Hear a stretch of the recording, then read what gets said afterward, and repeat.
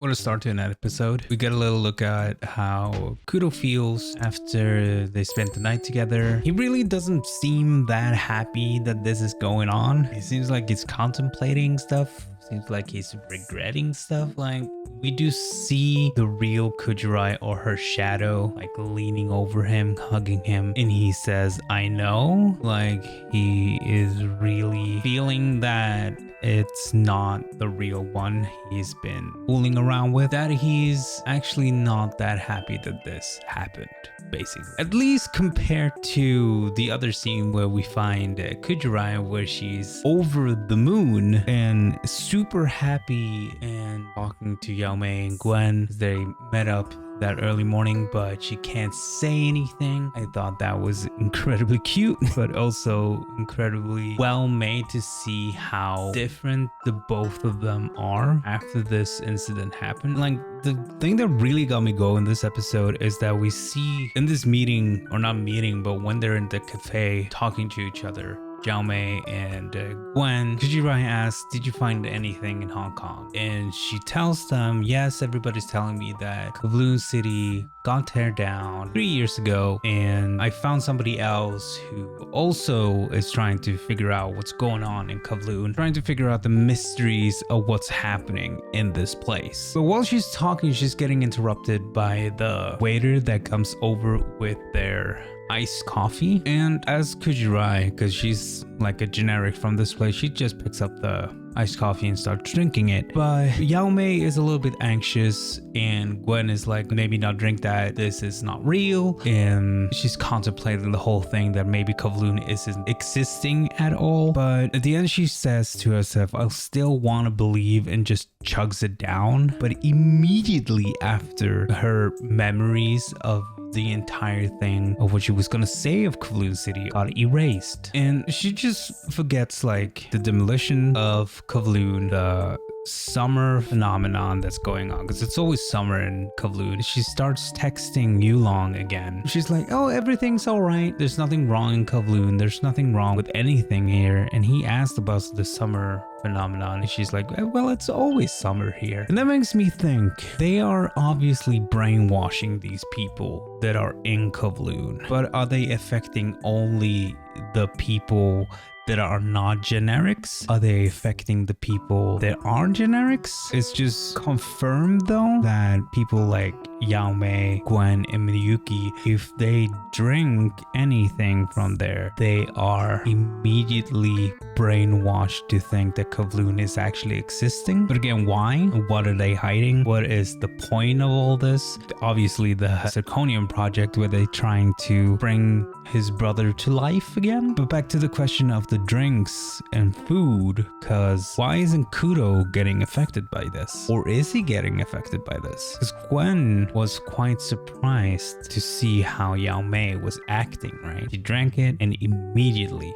her memories of everything was erased. But Kudo does seem awake, and he does seem like himself. Is there something going on with Kudo? I'm getting the whole stick that maybe he's a part of this whole shtick. I really don't know. It's just getting these twists and turns all the time, and it gets you questioning more. And what is Kowloon actually about? It's such a good show. And another great twist that we actually got an introduction to in the previous episodes about Xiao Hei, but the male version of Xiao Hei. Or is it the real Xiao Hei that took an operation to become a man and taller? Because he says something about, in my previous form would fit the dresses better, that he was talking about with Yaomei and Kujirai when he meets them at Yaomei's job. But you can see that he is Xiao Hei because he has the tooth out, right? And he is undercover in Kowloon doing some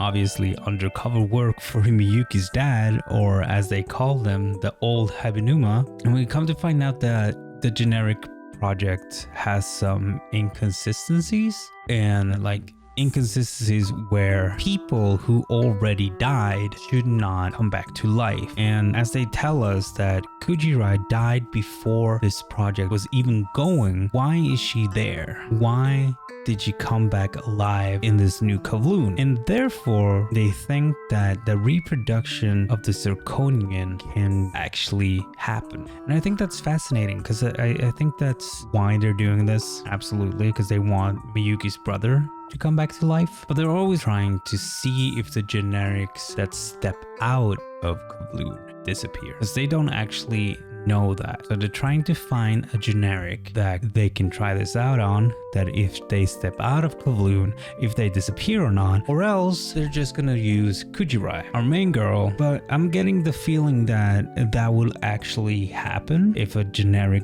steps outside of Kowloon, they will disappear, because why would the real people that enter Kowloon and their fake disappear, but not the other way around? Especially if the generic is already dead.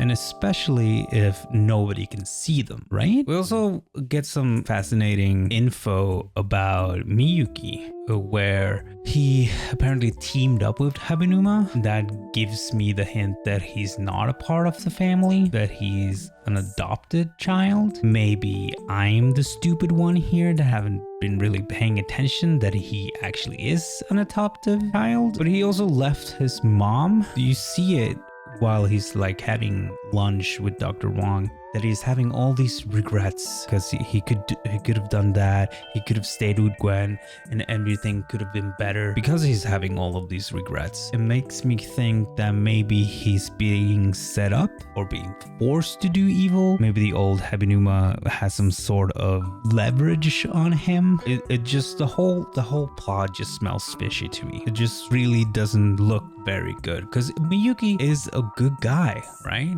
I think so. I think he's a good guy.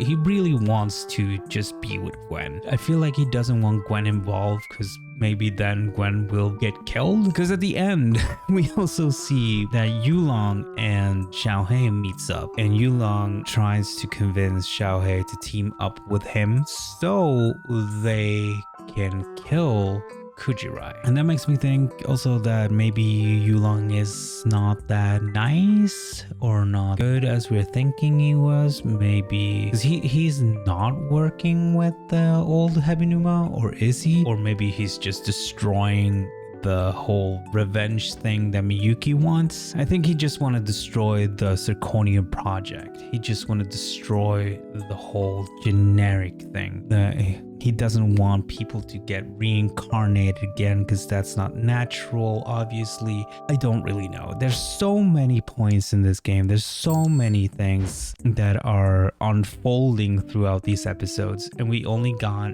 like 4 episodes left. They really gotta point out what's actually happening. The key points of the whole show this time is that, especially for me, everybody's getting brainwashed. Everybody's eating the food in Kowloon, and a lot of them are, I don't know if a lot of them are actually generics, if a lot of them are real people, because the only real people we know for now is Kudo, Miyuki, and Gwen. How are they gonna unfold the secrets behind this beautiful anime in just 4 episodes? And is this gonna be the end? Is there more coming to life? Because I don't know if the manga is done. There's a lot of things that really keeps me questioning the entire premise of the show the entire time. I am still, my brain is scrambled. That's all I can say. I can't even finish my sentences before I'm like, okay, what am I seeing here? What do you think is happening in the Kowloon Walled City? What do you think Miyuki is after? What do you think the old Hebinuma is after?